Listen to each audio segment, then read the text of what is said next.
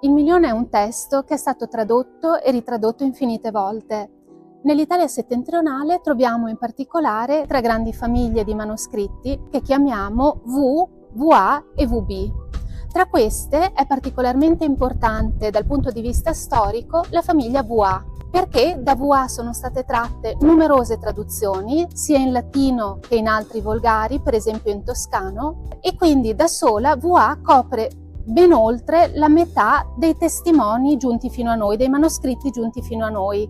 Su 144 codici, circa 2/3 appartengono direttamente o indirettamente a questo gruppo. La famiglia VA, tra l'altro, è stata all'origine della prima stampa veneziana, che è la stampa realizzata da Giovanni Battista Sessa nel 1496. Un incunabolo si trova anche alla Biblioteca Marciana di Venezia. La prima stampa in assoluto, invece, è una stampa tedesca, la stampa Kreuzner, realizzata a Norimberga nel 1476.